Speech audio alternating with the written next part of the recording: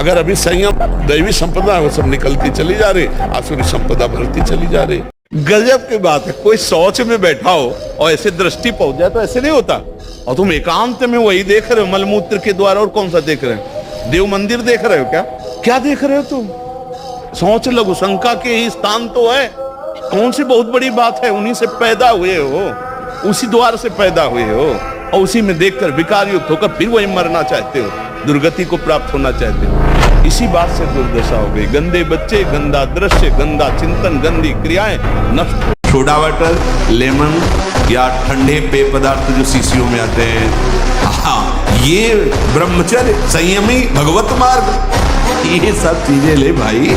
आपको अमृत पान करना है, राधा नाम सुधा रसम रसी तुम, बहुत सावधान। भोजन के समय आपको पानी नहीं पीना है। यह अभ्यास आपकी दिनचर्या में बहुत बाधा पहुंचा देगा। यदि आप भोजन के साथ पानी पीते हैं, गैस बनना शुरू हो जाएगी, कब्ज बनना शुरू हो जाएगा, आप परेशान हो जाएंगे। करो अस्तमैथुन, और शनि साढ़े चढ़ा हुआ है इसलिए ऐसा होता है। बेवकूफी वाली बातें बच्चा है। अभी अवस्था है तुम्हारी वीरपात करने की। गेहूं की फसल तैयार हो रही है, गलेत पे हो। गलेत माने होता है दाना अभी पड़ रहा है, और आप उसको काट लो तो ना भूसा होगा ना दाना होगा, व्यर्थ जीवन चला जाएगा। कम से कम 20-22 वर्ष तक ब्रह्मचर्य का पालन करो, फिर गृहस्थी में जाओ। संतान तेजस्वी होगी, देशभक्त होगी, माता पिता की भक्ति कर। ये क्या है? ना तो माता पिता समझा पाते हैं और ना टीचर समझा पाते हैं, और डॉक्टरों से सलाह लो तो गलत सलाह मिलती है। तो क्या फ्रस्ट्रेशन, क्या उसको निकाल के फिर आप कैसी बात करते हैं, कैसी बात करते हैं, जान से मारने की सलाह दे रहे हैं। उस आदमी की हालत क्या होगी जो 4 बार अस्तमैथुन करता है, 4 बार वीरपात करता है, उसकी हालत क्या होगी? अभी तो जवानी इसलिए है, आगे चल करके आंखों से दिखना बंद हो जाएगा, कमर में मतलब दर्द हो जाएगा, गांठों में दर्द हो जाएगा।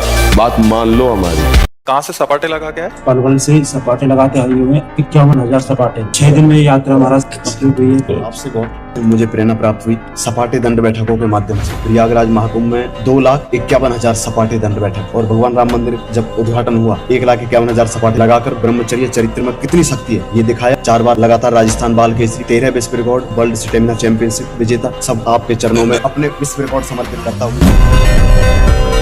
हमारी बात को हल्के में मत लेना। 10 वर्ष नाम जप करके हमने ये अनुभव किया, जब कोई रोग आता है और आपके विचार में वो रोग हो जाता है, तब आप रोगी माने जाते हैं। जैसे आपकी कैंसर हुआ, शरीर में कैंसर हुआ, विचार में कैंसर आ गया, मैं कैंसर रोग से पीड़ित, अब मरा। आपके शरीर में कैंसर हो गया और विचार आपका स्वस्थ है, तो आपका कुछ नहीं बिगड़ा। शरीर स्वस्थ है, विचार रोग से ग्रसित है, इसीलिए दुर्दशा है। जैसे जैसे आपका नाम जप होगा, आपका विचार स्वस्थ होता जाएगा। विचार स्वस्थ है, शरीर अस्वस्थ है, कुछ नहीं बिगड़ा। वीर पुरुष बनो, कायर पुरुष नहीं। ये मैं नहीं कर सकता, ये हमारी डायरी में नहीं। हमें जो सत्मार्ग में करना है वो हम करेंगे। आप लोग कायर बनोगे तो ना इस लोक के रह जाओगे ना परलोक के रह जाओगे, और वीर बनोगे तो जो चाहोगे वो प्राप्त कर लोगे। तुम भगवान के संतान हो, महाबली, अनंत वैभवशाली हनुमान जी महाराज जिनके चरणों को दुलार करते हैं, जो उन भगवान के अंश हो। तुमने अपार सामर्थ्य, तो अपनी शक्ति को जागृत करो। जब हम भगवान को अधीन कर सकते हैं भगवान का नाम जप करके, तो और क्या नहीं कर सकते। ब्रह्मचर्य हानि से सबसे बड़ी हानि होती है, वो स्मृति पे फर्क डालता है, शरीर में प्रमाद पैदा करता है, आलस्य, सोने का मन करता है, कमर, घुटने, इनमें दर्द शुरू हो जाता है, बहुत खाने की प्रवृत्ति या बिल्कुल न खाने की प्रवृत्ति, मतलब जीवन को बर्बाद करने के लिए भी पूरा है। जो भोगी पुरुष होता है, पास से निकल जाए तो दुर्गंध निकलेगा। जो ब्रह्मचारी होगा तो उसके शरीर में सौरभ होगा, एक नूर उसके चेहरे पे झलकता है जो ब्रह्मचर्य को धारण करता है। एक नवीन आकर्षण, बालवत चेहरा, एक आकर्षण होता है भागवती। और जिसका ब्रह्मचर्य पुष्ट होने लगता है, उसके शरीर से सुगंध आने लगती है। ब्रह्मचर्य धारण करने वाले कोई बादाम, हलवा, घी की जरूरत ही नहीं भाई, बिल्कुल सच्ची मानिए। जैसे तप्त भूमि में पैर कैसे पड़ता है, ऐसी बिजली रहती ब्रह्मचारी के शरीर। बिजली 60 किलोमीटर बिना विश्राम किए चलते देखा है। कमंडल हाथ में चढ़ ब्रह्माकार वृत्ति चले जा रहे, कब आहार मिलेगा, कब विश्राम, कोई मतलब नहीं यार, भगवदाकार। कमजोर पहलवान जानते हो क्या करता है? जब अखाड़े में जाएगा तो पूरी की पूरी ताकत तो 2 मिनट में दिखा देगा, फिर इसके बाद दम से नीचे गिर जाएगा। जोरदार पहलवान क्या करता है, पहले जाकर सामने वाले को केवल संभालता है, उसके हर दांव का काट मारता रहता, फेंकता नहीं, पहले उसको थकाता है, फिर जब देख लेता थक गया तब वो अपने दांव पे चढ़ा के मारता है, तो वो विजयी होता है। कभी भी अच्छा पहलवान एकदम जाके अपनी सारी बातें पेश नहीं कर देगा युद्ध में कि वो कला कौशल दिखा, नहीं, उसको शत्रु पक्ष को निर्बल करना है। ऐसे ही हम कमजोर हैं, एकदम पूरी ताकत लगा देते, फिर काम आया तो बोले अब वो जो आया वो करवा ले गया, अब हम क्या करें। बॉडी बनाई कि बिगाड़ दी, आप विचार करो। बॉडी बनाने के लिए ये दवाइयों की जरूरत नहीं, ब्रह्मचर्य की जरूरत है। दंड बैठक मारो, ब्रह्मचर्य रहो, 2-4 किलोमीटर दौड़ो, पवित्र भोजन पाओ, मुर्गा मुर्गी नहीं, पवित्र भोजन पाओ, फिर आप देखो आपके शरीर में कैसा बल आता है, उत्साह आता है। तो ये जिनको भ्रम है कि हम बॉडी बना के फुला करके कुछ बलवान बन जाएंगे, बिल्कुल नहीं। ब्रह्मचर्य से रहो, सात्विक भोजन पाओ, कुछ व्यायाम करो, आपके अंदर पर्याप्त बल आ जाएगा। एक बार भगवत ऋषिक जी महाराज अपने गुरुदेव के चरणों में बैठ के निवेदन किया कि जैसी आपकी आज्ञा, ठीक अक्षरशः वैसे ही वैराग्य से रह रहे, फिर भी काम वेदना सता रहे। वो बोले करवा ले आए। बोले देखो इसमें तेल तो नहीं है। बोले नहीं, पानी भरा, थोड़ी देर रखा, तेल आ गया। बोले जानते हो इसमें तेल क्यों आ गया? क्योंकि इसमें तेल रखा गया था। बोले अब देखना, और उस करवे को ढेर सारी आग थी, उसी आग में रख दिया। 10-15 मिनट रखने के बाद फिर निकाला। बोले अब पानी रखो, पानी रखा, तेल नहीं है। बोले समझ गए, अभी तुम्हारे तप में कमी है, और तप करो, भस्म हो जाएगा ये।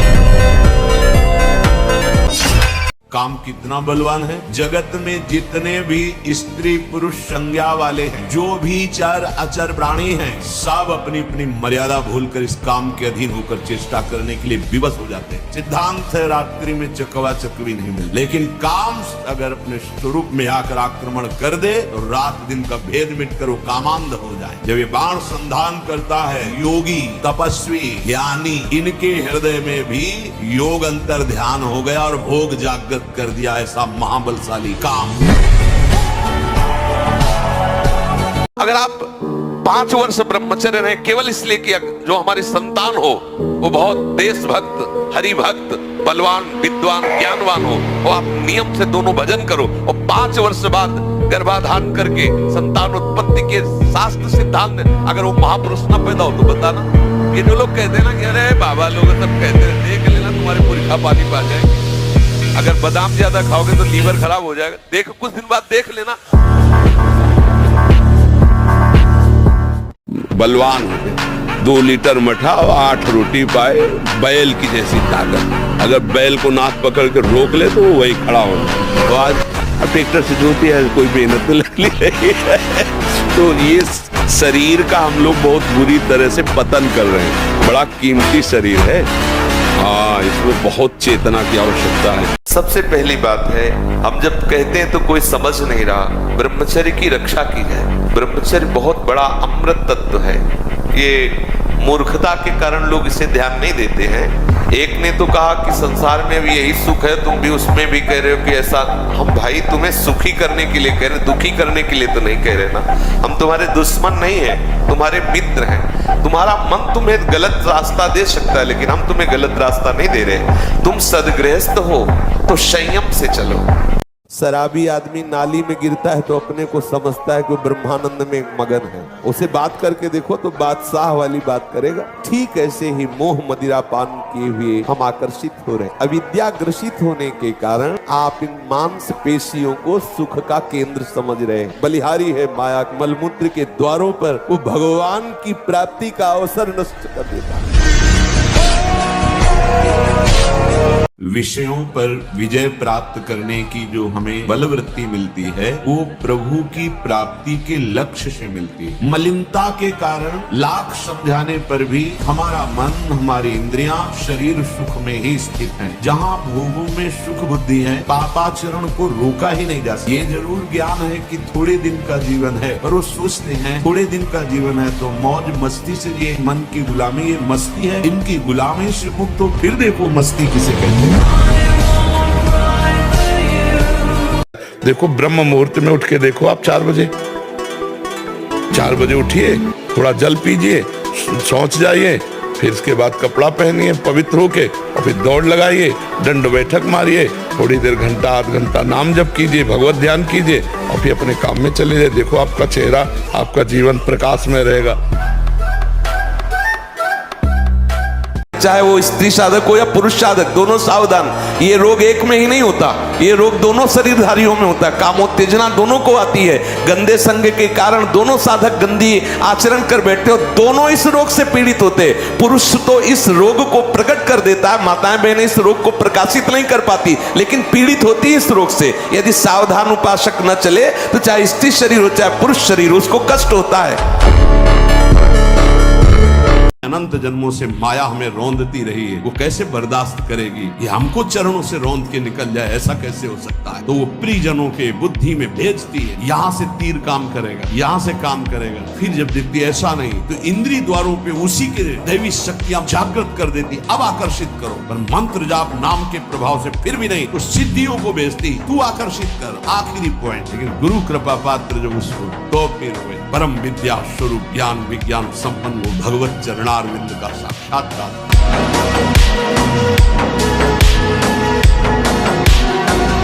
आज क्या हो रहा है? आज हमारे बच्चे बॉयफ्रेंड गर्लफ्रेंड, दलित दुराएं, नशा, इनमें सब फंसे। इस समय ब्रह्मचर्य का समय, पढ़ाई का समय कि गर्लफ्रेंड बॉयफ्रेंड का समय? नए नए बच्चे पढ़ाई में मन लगाओ कि गर्लफ्रेंड में मन लगाओगे?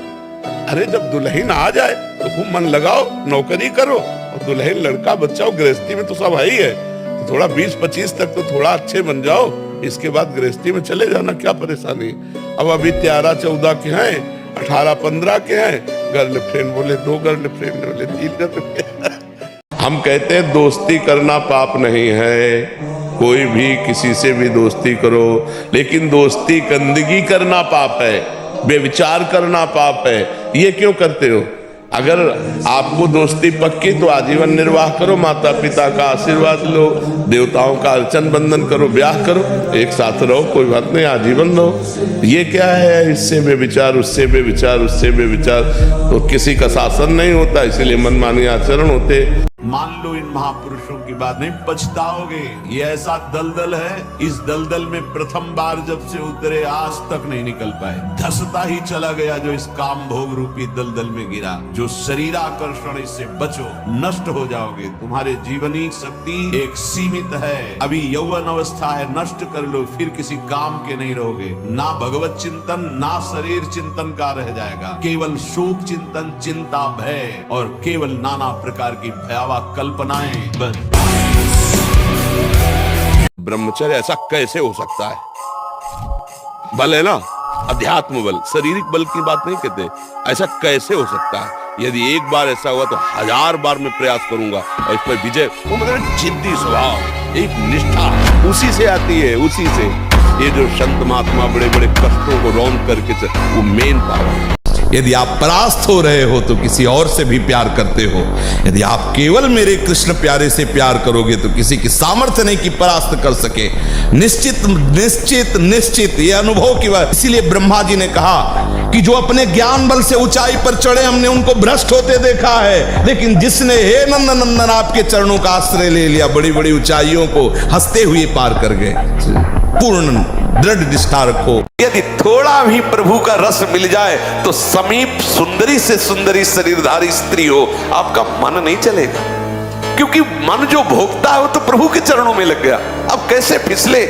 तो इसलिए चाहे गृहस्थ हो चाहे विरक्त हो, चिंतन, खान पान, संग, दृश्य, इन सबको संभाला जाए तो सम्यक रूप से ब्रह्मचर्य रहा जा सकता है। नागरी दास जी की कृपा प्राप्त भागवती भाई मलिन वस्त्र धारण किए और तेज ऐसा है, देखते ही वासनाओं का नाश हो जाए। अकबर सम्राट का भांजा यहाँ का अधिकारी था, आगरा प्रांत का। अब वो विषयी उसने देखा, बस वो आसक्त हो गए। अपने पार्षदों से कहा इसको हमारी सेवा में भेजा जाए। साधु वेश धारण किया और बाई जी के पास पहुंच, देखा भक्त स्वरूप तिलक, वैसे ही तिलक। थोड़ी देर चर्चा हुई तो उनका, नहीं हमारे यहाँ एक बहुत बड़े महापुरुष आए, क्या आप चलेंगे? बाई जी ने कहा वैसे तो हम कहीं जाती नहीं, बस चलिए और एक झांकी कीजिए और आ जाइए। सरल चित पहुंची तो महल में उनका यहाँ सन बहुत प्रवीण अंदर गए, सुई बार से दरवाजा लगा। अब उनको समझ में आया कि मेरे साथ छल हो रहा। शाम ने देखा उनका भांजा सम्राट, वो आगे बढ़ा, उनका सावधान कदम आगे नहीं, पर वो कहाँ राजमद से मतवाला, बस आंख मूंदी, श्री हरिवन श्री हरि, बाई जी गए और वहां बड़ा भयानक सिंह गर्जना लघुशंका कर दी।